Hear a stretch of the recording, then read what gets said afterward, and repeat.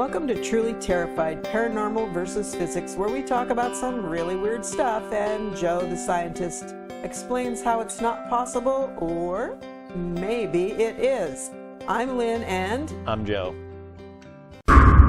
Here is a poem by W.A. Auden, which begins, "Stop all the clocks, cut off the telephone, prevent the dog from barking with a juicy bone, silence the pianos with the muffled drum, bring out the coffin, let the mourners come."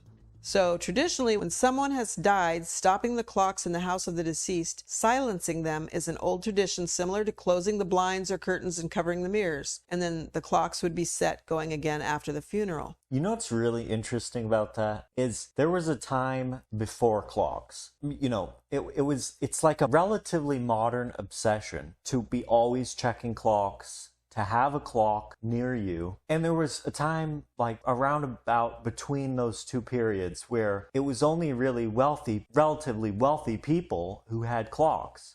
True. So it's just kind of funny, you know? Yeah. Now, this poem, although it mentions telephone and drums and whatever, this whatever thing of stopping the clocks predates that. It started long ago, where people would just stop the clock. And clocks back then had a like a dangly thing, and you pulled on it and it wound it. And so that you literally stopped the mechanism of the clock. Yeah. Okay. I mean, it makes sense. To stop the clocks when someone dies? It makes sense in a, like... superstitious. Well, like, you know, you don't want to throw something away. Oh, what's the word? It's like you're doing it symbolically because it feels meaningful, you know? Okay, so time has stopped because you are in grief, and that makes sense. All right. However, there are a lot of people who have had clocks stop on their own. They did not stop them when someone in their household or a loved one died. In my own experience, my mom, well, even before she got sick, she always wore watches, always, and a watch would only last for a little while, and then it would stop working, and so she'd have to get another watch. And when she died, we found her top drawer was full of watches, and there were wind-up watches, and there were electronic watches, and there were digital watches, and there were, there was every kind of watch you can imagine, and all of them would stop shortly after she began wearing it. She'd wear it for a little time. Sometimes... That's unusual. Yeah. I wonder why.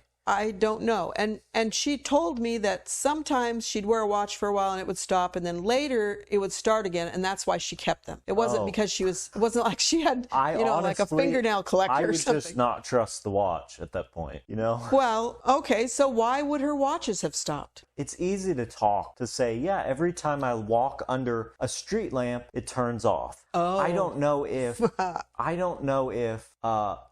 like, for instance, if somebody made that claim and I said, okay, here, hop in the car. I took them down to just anywhere I chose. They don't know where it is. And I had them walk under a street lamp. If it turned off, that pretty much confirms what they're saying. It's not like, unless they have a buddy tracking them on GPS who works for the lights in the city, I don't know if anyone's done that, but there's this old, I guess it's a myth, where people are interacting with electronic devices to some degree, Okay, a wind-up watch, and those old kind of clocks are not so electronic. Presumably the implication is that it's not just like electronics. It's not just, they're interacting with physical things without physically deliberately interacting with them. Right. So you could imagine like an accidental telekinetic person who is manipulating the electrons, you know what I mean? Or there's this other idea that your body has an electrostatic field that it is generating. You can read the electrical activity in your brain using sensitive equipment. Whether or not there's such a high degree of electrostatic field on your wrist that you can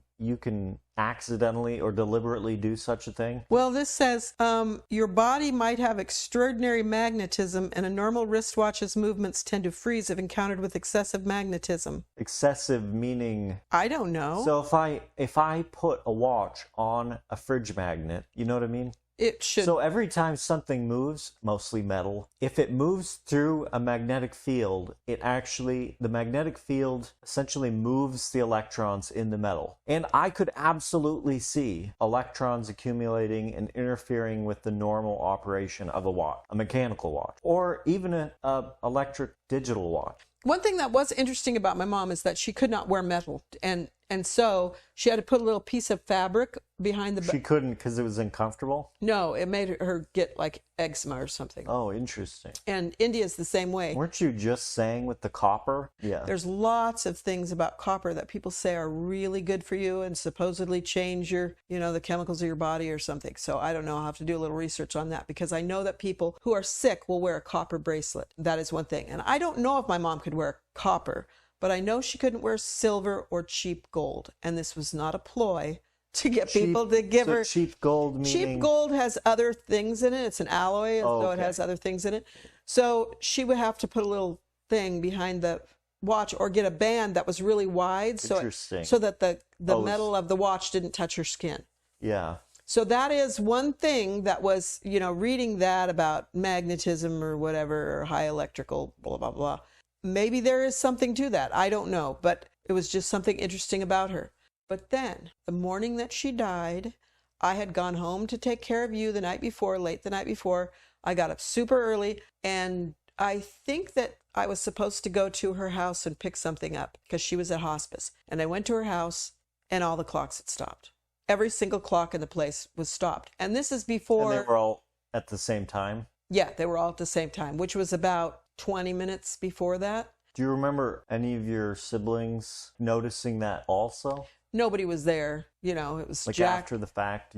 At their own houses? Well, yeah, anywhere. Well, I don't know because I told them about the clocks when I saw them all. So I don't know about that, but nobody mentioned it to me. So the clocks had all stopped, and it was before cell phones, and I had no way of knowing what time it was. And so I was frantic trying to do whatever I had to do and get out of there because I wasn't sure how much time was passing. Because when you're in the middle of an anxiety-inducing situation, and I was, because my mother was at hospice actively dying in that moment, and that's what I thought anyway, you lose track of time. You don't really have a good sense of time. So I frantically did what I needed to do, left her house, drove 45 minutes to get to where she was, and she had died. And she had died sometime before that. But Jackie and Chris were still there, and well, they didn't leave anyway. They wouldn't have left, but it was clear they were going to wait for all the children to come and gather before they took away her body.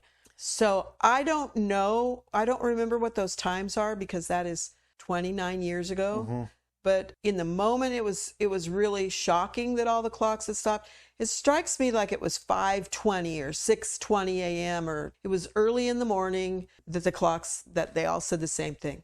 Now, my mother, possibly because she couldn't wear watches for very long, maybe she had an obsession with clocks. I don't know, but she had clocks all over the place.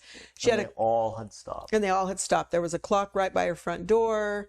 And they were all battery operated or electric clocks. Every last one. There wasn't a single wind up clock. So one of the explanations, when you look it up online, they say that it's because the dead person or the dying person, because they're sick, haven't wound their clocks and then they die. And so the clocks stop. That might would be work. valid maybe for mechanical clocks. For mechanical clocks or for one clock.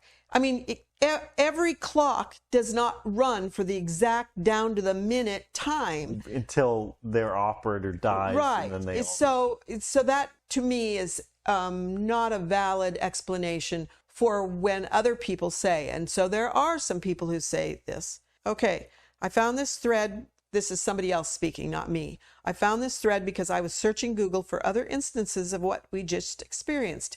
My mother passed away suddenly last week and was buried 2 days ago. Since then, my siblings and I have been organizing some of her things before we get back to our own families. Over the 2 days, we found 3 of her watches in different places. Each one was stopped at the time of her passing, to the minute. We don't think they stopped when she passed, as she wouldn't have worn them in years. So they may have been stopped quite a while, but they were all stopped on the minute of what turned out to be the time of her death. And that's usually the common element between these, is that it's the same time between them, and it's the same time they died. Right. Now, I will say this. She had a little electric clock. It was white. It was like plastic. And so it was plugged in. And that one had stopped also. But that one had you could see the minute marks on it. Uh-huh. The other clocks were more decorative kind. They didn't have the minute marks. So I can't. These rotating clocks or digital? Oh, they're rotating. I don't think she had a digital clock. Oh, okay. So I don't remember a digital clock anyway. And her stove didn't have a clock on it. And, So that is the common theme, that they all stop at the same time as each other and the It's death. interesting to me because at a really abstract level, there's someone dies, and then there's some physical, like assuming, it's not misremembering things. It is actually, the clocks are really stopping at the time they die.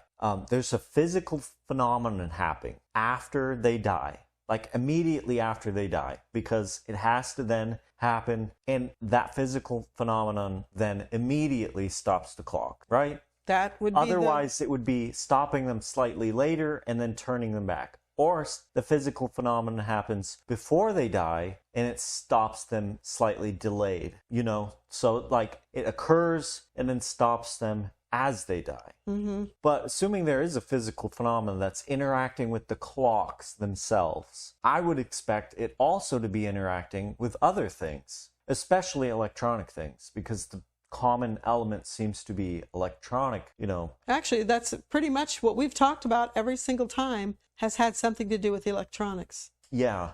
The phones, electronics are interesting because they're kind of fragile. There's signals usually being like transmitted somehow. Like for instance, the EVP stuff. EVP involves a signal going through this device, and then the device amplifies it or records it or whatever. Mm-hmm. We're really good at picking up patterns, even when there aren't patterns, like pareidolia. Yeah. Which I think is, regardless whether that EVP is a true phenomenon, there's always going to be pareidolia involved. Did you say EVP is a true phenomenon? If it is. Oh, okay. If it is, some of the cases still aren't true, like interaction with ghosts or whatever. You know what I mean? Right. There's still going to be false positives. Mm-hmm. And some of those, they're probably because of pareidolia. But, signals, if there's a signal, even if there's like a really noisy signal that you would not notice any other way, except that your brain is really fine-tuned for picking it up. So fine-tuned that there's a lot of false positives. So if there's a signal being transmitted,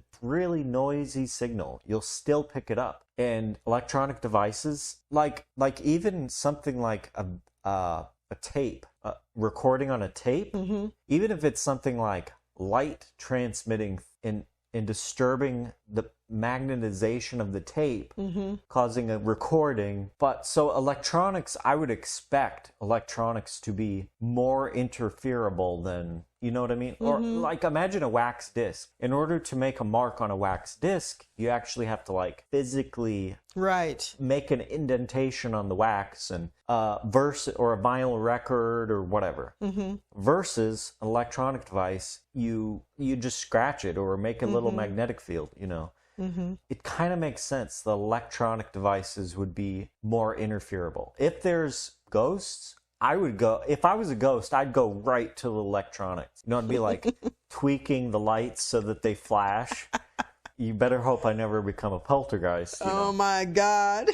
So going back, if someone dies, there's some phenomena. Like, it's not just nothing happens. There's like an identifiable phenomena we don't have any experience with, but this phenomena, it like for instance, their soul exits their body. They're the phenomenon now. They're moving around and they just immediately go and stop the clocks, Or maybe it's that their soul exits their body and they go back to where they're familiar. Exactly. Which is their home, and their energy is trying to communicate or something, and that causes enough of a disturbance. Yeah, and it could be that it's not like something that's targeting clocks specifically. Clocks just happen to be particularly susceptible to that. And actually, mechanical, come to think of it, it wouldn't just be electronic clocks, it would be mechanical clocks too, because if you think of all the very precise little machines in a mechanical clock, it would just take a tiny disturbance to cause them to go haywire. But that might manifest itself in electronic or mechanical clocks as a slight deviation in time. Like it might go forward a little. Oh, that also happened to her. I think that would happen before they would stop. There would be some anomaly in the way it was reading the time, or the way. And you might not even notice some of those things. For instance, the person dies in their room, they had a book open and the pages turned. No one else would notice. Right. There might be 1,000 little differences that you just don't have enough experience with that environment or whatever. The day Kay died, so Kay being a friend of mine and somebody I worked with for years and years and years, the day she died, I had to go into town because it was also India's 21st birthday. And so I went into town by myself, and as I was coming back, so this was April 22nd, and so it must not have been very cold out or something, although I think April in Wisconsin is cold. It's cold. But for some reason, I rolled down the window a little bit, and then I couldn't get it up. And it just would not work. And it never did that before, and it never did it again. And then after a few minutes, it went up, and I never had a problem with that window ever before since. That's interesting. Yeah, that was weird. And so that, what car was that? That was the PT Cruiser. And so you talking about, well, it could be that they're interacting with something else and you just haven't noticed it. That's made me think of that. Okay, so I agree with that on all counts. It's interesting that enough people report on this that their clocks have stopped at the time of death. In fact, okay, so let me continue with that one person's thing. So they said that the clocks had all stopped on the minute of what turned out to be the time that she died. We were nicely surprised when we discovered the first one, in disbelief when we found the second, and beside ourselves when we saw the third. We don't have any explanation for it, but it feels like we were being reassured that it was her time to leave us. See, this is the thing that's funny, that people think that somebody else's experience is all about them. And this is where I don't buy into that if there are ghosts, if there are spirits. So if there is, in fact, I think it's really silly to think that somebody who's now been freed from the physical constraints of this body and can do all this remarkable stuff or having this fantastic new experience. Yeah, could you imagine? Would want to come back and tell you. I mean, maybe they would, but that would be the first impulse to tell you. I think it'd be more about them, their experience. If someone kidnapped you, put you in a helicopter, flew you through some portal into another dimension, and then dropped you down in an alien, like with completely different physics and everything is different. You would take some time to explore, 100%, right? Or hide. Or you'd be freaked out, Though it does say something. If you were like a spirit in the astral realms and you were scared, it would make sense you would seek out people you're familiar with. Just like I said earlier, going to the place you're familiar with, your home, and perhaps interfering with that. I also think it's interesting that a lot of these things happen within 3 days of a person's death. You don't usually... So not immediately necessarily. Well, within 3 days, not after 3 days. Yeah. It's like 3 days, it takes your brain fully to shut down or something. It's something like that, yeah. So that's a frequent thing people say, is whatever they're talking about, they'll say 3 days after death. Yeah. They also say guests and fish stink after 3 days. So those people were interested, were shocked, surprised, pleased with that to happen. And here's another one. A lady said, my husband died at home from esophageal cancer. I nursed him to the end. My husband died at 10 to 7. As I was there with him, I looked at my watch on my wrist. Half an hour later, I happened to look at the clock on the wall in the lounge where he had died, and the clock, which ran by batteries, had stopped at 10 to 7. A year later, and I still have the clock on the wall showing that time. So, an interesting thing? Like, you could actually, if you knew 100 people who were going to die, so you were a researcher or something, and you took a voltmeter and... I think people have done this. Measured the components of the clock or whatever before and then after they die. If there's any deviation, like there's no correlation before and then there's a correlation after. That would be interesting. Actually, I thought you were talking about the studies where they've hooked the people up to meters, which I think is horrible and intrusive. Somebody's having this extremely private and profound experience of dying, and their family is there, and somebody's using it as an experiment. I just think that's really awful. There's a book by Mary Roach called, I think it's called Stiff, and it's about death in America. Well, death everywhere, but death in America primarily. And she talks about the funeral industry and all kinds of stuff. She's pretty funny, but everything that she writes about has basis in reality, and she will go into the scientific background on it. But one of the things that I remember from that book, and I really should read it again because it was very interesting, was she talked about some researcher, air quotes around researcher, who would make people who were dying sleep on a bed that measured their weight. Oh, yeah. And they lost like half a pound or something. No. It was some very tiny amount. Yeah. And they think it probably was just the exhalation of air and, just that was all it was. But he took that as meaning that was their soul exiting their body. And it weighs that much. And it weighs, which is absurd. It's absurd. Again, conceivably, maybe a soul does weigh that much. You do need to have multiple people testing it. You do need to have multiple different approaches. You can't just like rely on one experiment where you put people on the same scale and And how many dying people was he actually able to talk into letting him, intrude in this private moment with his family, to put them on a scale bed and watch them as a scientist as they died? That's just creepy and weird. So that was kind of weird. Okay, so this other one said, we had a pendulum clock which we wound every Sunday. So this is the only one that is a winding clock, yes, in our room. We also had a musical clock which we wound every evening, another winding clock, and we had my husband's pocket watch. Pocket watches, they do have battery operated ones now, but since these people have winding clocks all through their house, I would say it's probably a clock with clockworks in it, the gears and everything, and you wind it. On the evening before Thanksgiving Day, 1913. What? Come on, 1913. Certainly they meant 2013. They did not mean 1913. Somebody who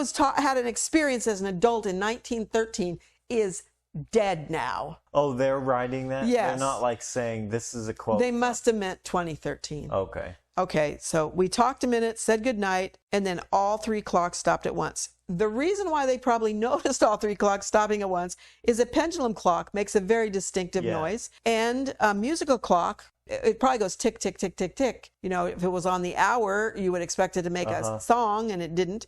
And I don't know about the pocket watch. So they were aware that all three clocks stopped at once. She said, my husband got up, gave the weights a shove, shook the little musical clock and his pocket watch, and they ran again.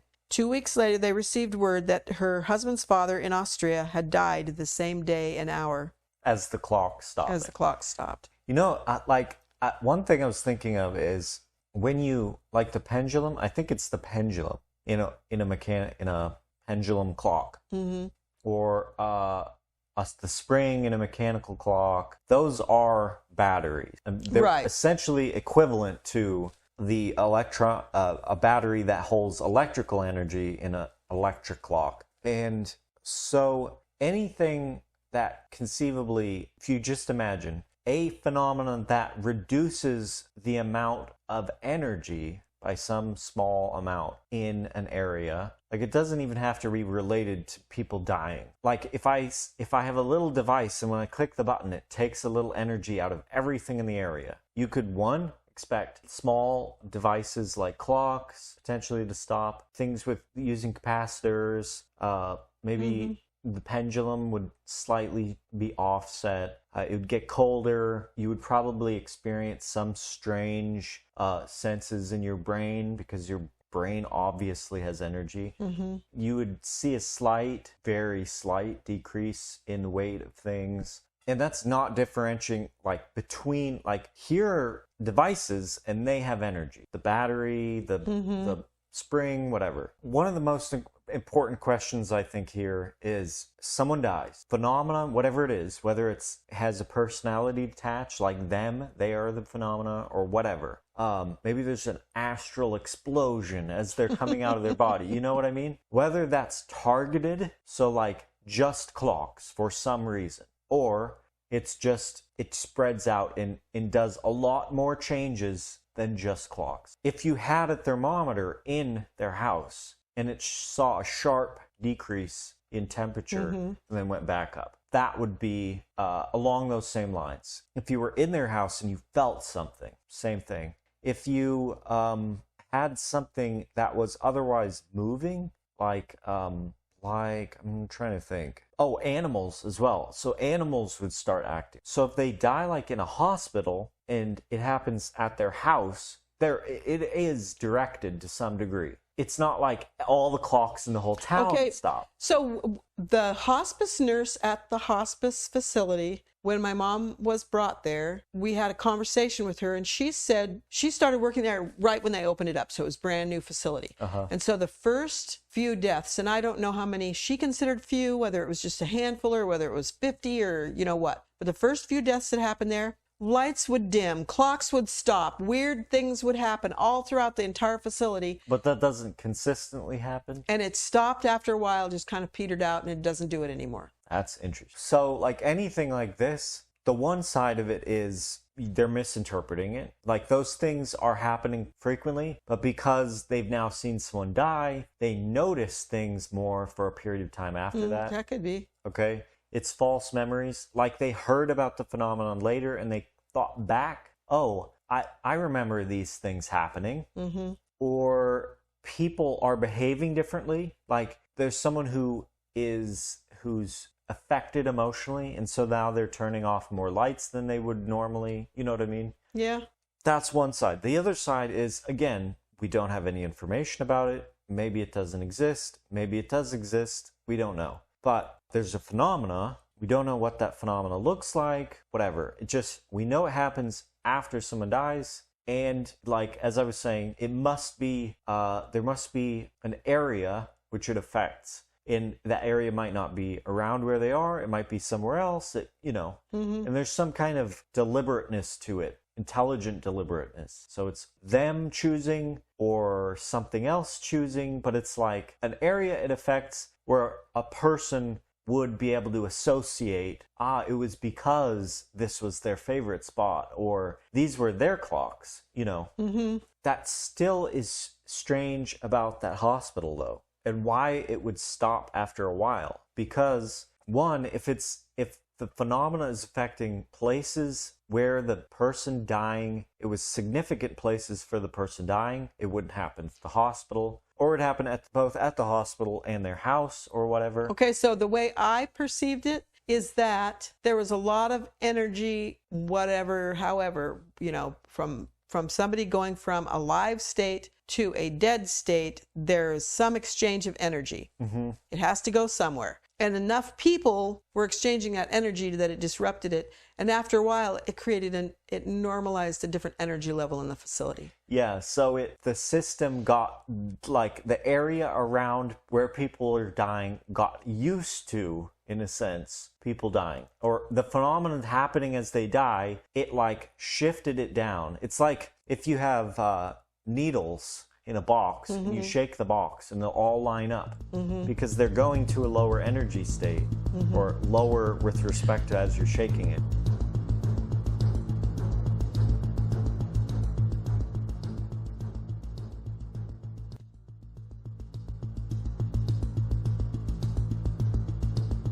I always kind of picture it, if I take like live wires and I push them into the wall, and the energy is dispersed throughout the wall, and it kind of like buffers it. If you were like somehow designed a machine with like a astral parabolic lens, as the person dies, you direct their astral energy and it focuses to one spot and it just annihilates a clock or whatever. There's another idea, like I haven't came up with this idea, but it's interesting. The concept of a noosphere, the specific concept, and then there's the more general concept, I think. The specific concept is like the sphere of knowledge that surrounds like society. You know something. Yeah, noosphere. I believe it's noosphere.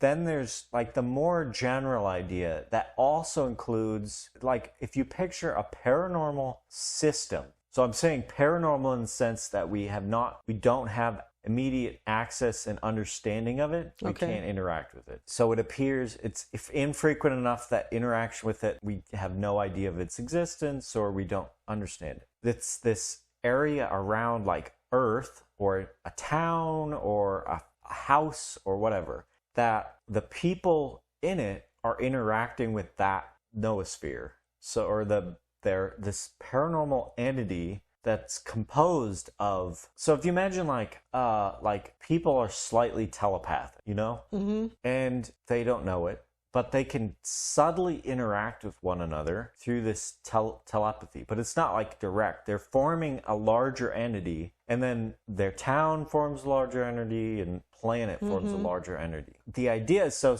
associated with then that entity can cause things to happen, you know. Like there's this thing, I can't remember what it's called, but it's almost certainly, even if there is such a noospherical entity, that this project probably is not a measurement of that. It's like they run random number generator and they look for statistical correlations between the random number generator, and it's like true randomness. It's not pseudo random numbers. They look for statistical correlations between the numbers generated as things are happening. So if there's like major events, this correlation number will go up. So if they graph it and it looks just random, it kind of goes up and down, but it's probably just like a random walk. I don't think this is necessarily measuring anything. It is random. But you could predict certain things, like there was a telepathic group mind entity that people were making. You could predict if there was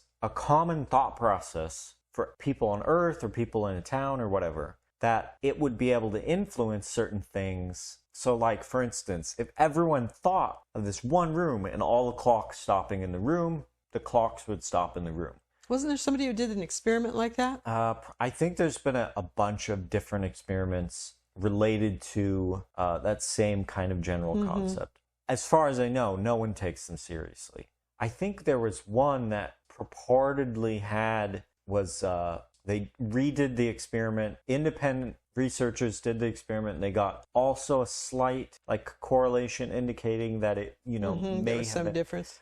Taking this back to what we were talking about, when someone dies, that them dying has an interaction with this larger, interaction with people. So if you imagine like souls have telephones and they're interacting with one another, I think there's an even more general idea that the universe is associative. So like, for instance, if I associate positivity with a particular area, then another person coming along with who doesn't know me, doesn't know my brain, they will associate positivity. I've heard that. Area. Like people that go into houses to buy a house, they'll say, I just got a really bad feeling about that house, and it turns out somebody had died there or something. Exactly. So I just had a thought when we were talking about this noosphere, that there are lots of studies being done on genetics, DNA, and they know that we carry the DNA, the actual DNA, like floating around in your body. But anyway, I was thinking, well, if I have my mom inside me. Yeah. So like that actually goes along with the associative idea, because the more alike two things are, the more the associations from the one thing carry over to the association for the other thing. So for instance, if you were Chimera and half your body was genes from person A, half your body was genes from person B, you would be more associated with everything they're each doing than like an independent person. So if you were a clone of person A, you would, your life would more resemble their lives. If you were a clone of person B, and you were put up for adoption as a child, you had no association with them. Yeah, well, it's like the twin studies. So let's go for a few more minutes and then find a logical place to stop.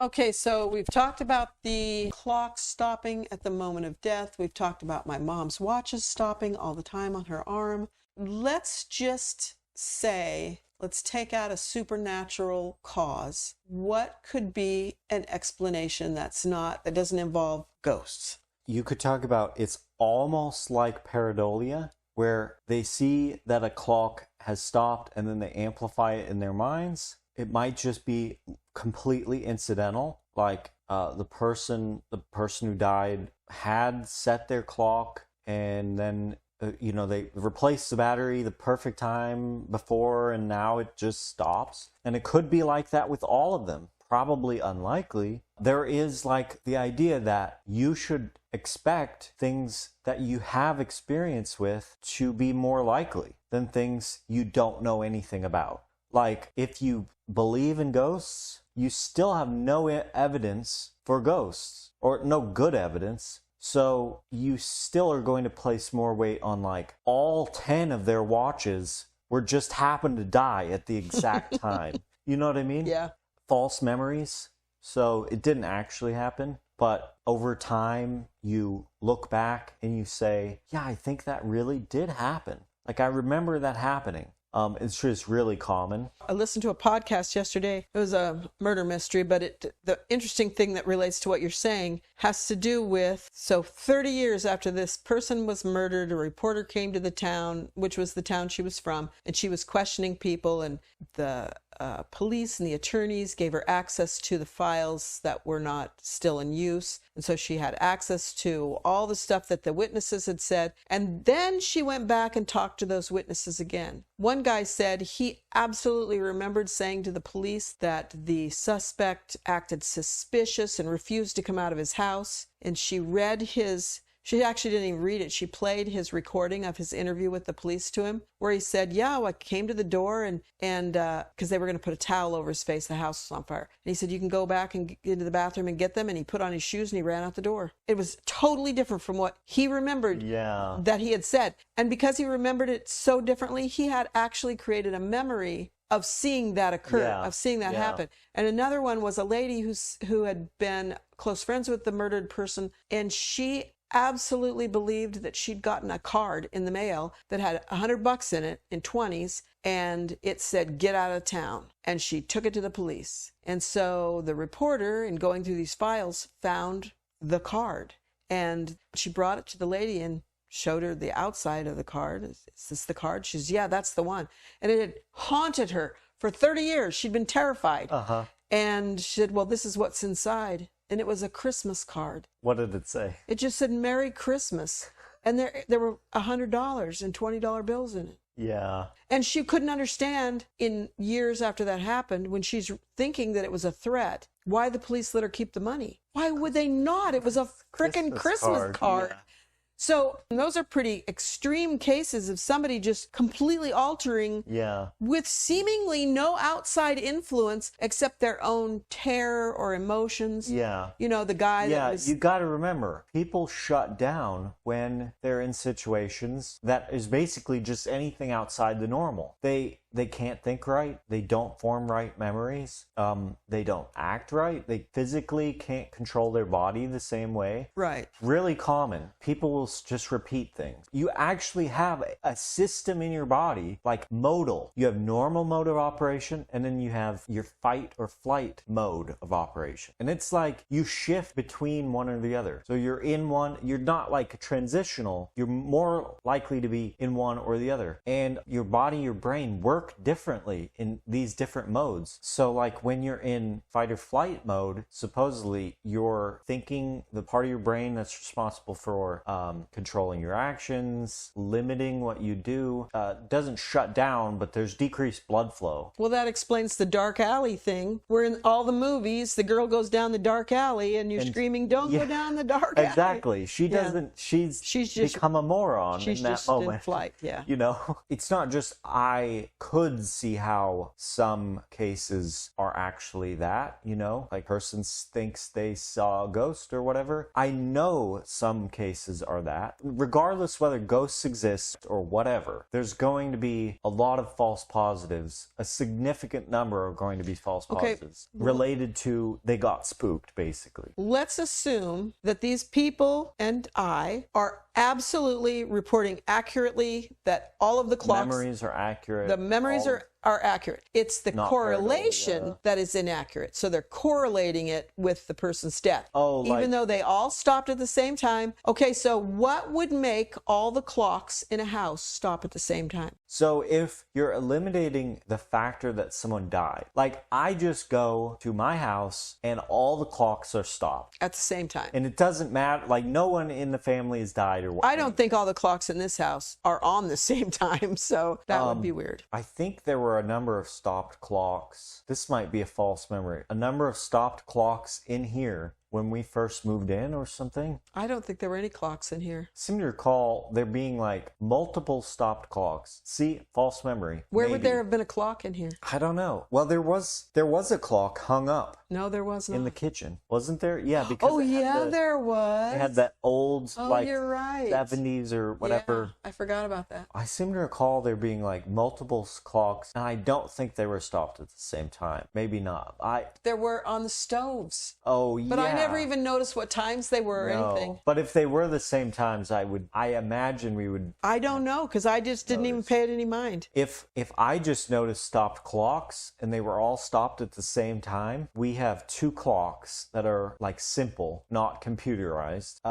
If they were stopped at the same time, I think I would notice. Anyway, if that happened, my first impulse would be there was an electrical phenomena. For instance, there's what's called an EMP, electromagnetic pulse. For instance, if you explode a nuclear bomb in the upper atmosphere, theoretically it creates an EMP. And anything that does not have a Faraday cage around it, or it doesn't have essentially a metal mesh around it to absorb the electromagnetic radiation, that EMP will induce electrical currents. Is that why they say if a U.S. enemy burst a nuclear bomb in the atmosphere, that it would stop all the electronics? Yeah, I think it would be pretty disastrous. The other source of that, though, is coronal mass ejections. So those are in the sun. Occasionally, there's like these storms, and they just like blast off a bunch of material off the surface of the sun. And occasionally, those are aimed right at Earth, smack dab. They hit Earth dead on. And they can cause major problems. Like, for instance, I can't remember the name of this event, but it was like the 1920s or something. It's like roughly 100 years ago. And their equipment was better and worse in various ways than modern equipment. But when the thing hit Earth,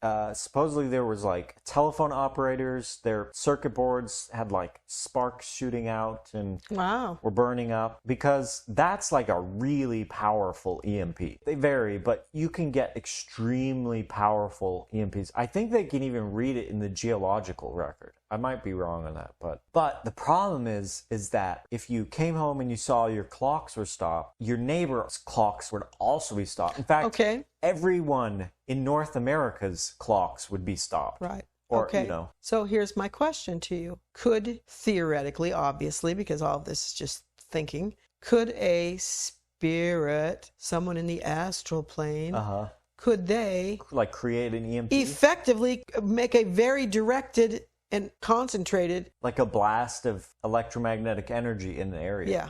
Or something. Yeah. Well, see, that's the thing. That is what separates paranormal stuff from an understanding of like physics. Assuming there really are paranormal, quote unquote, paranormal systems and like parallel universes, essentially like the astral planes or, heaven, hell, spirit realms, spirits only loosely interacting with people. The difference is that we haven't been able to design something that consistently produces a result that we can build a model of those other paranormal phenomena. If you can't interact with it, if you can't get consistent results, then you can't record it and say, yes, this is a true phenomena.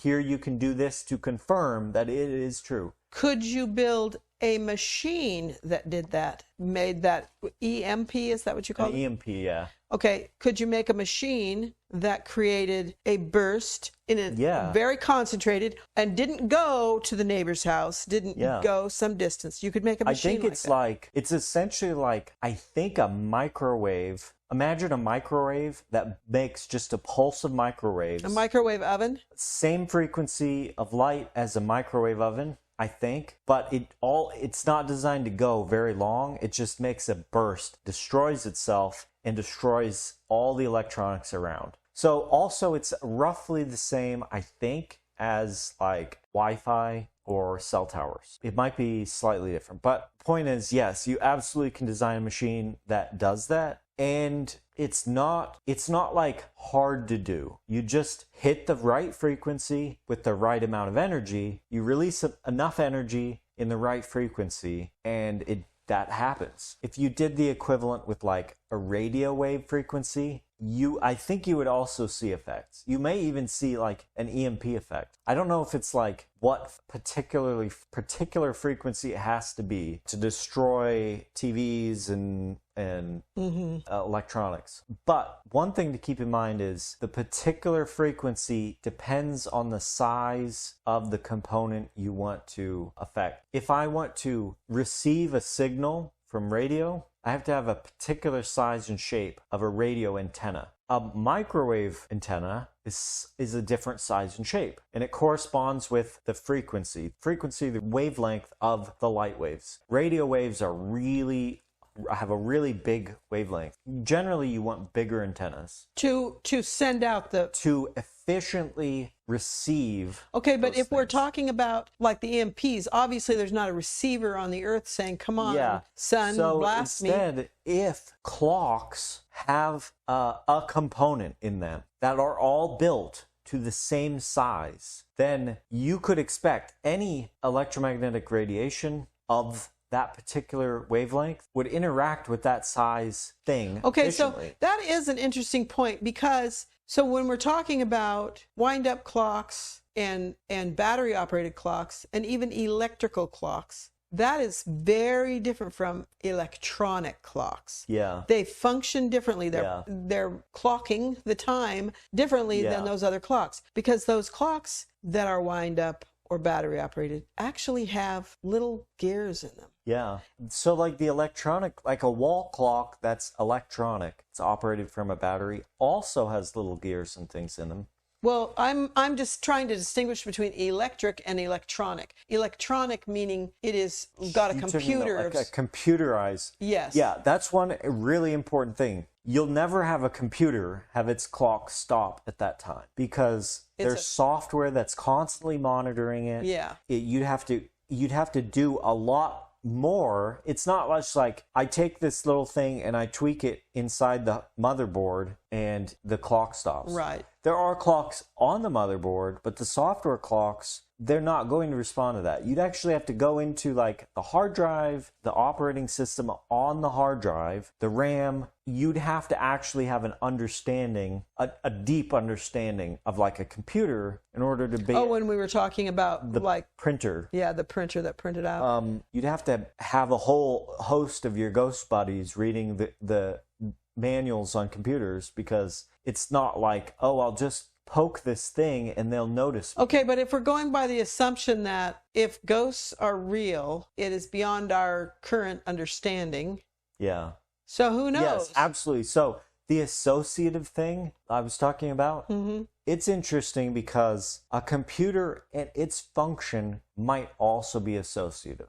Okay, so I'm going to vote for that when a person dies, for some reason, they are able to focus energy in such a way, like an EMP, that can communicate with people in some circumstances, or can, make phones ring, or can cause clocks to stop, or whatever those things are. And then as they go on their merry way, that energy is focused in another direction. Maybe diffused or goes to somewhere. Yeah. I mean, that is the most direct. They are persistent outside their body, however that works. Mm-hmm. And they can choose to go to a particular spot, and whatever they are doing there, it ends up stopping the clocks. Really interesting is, how do they get there?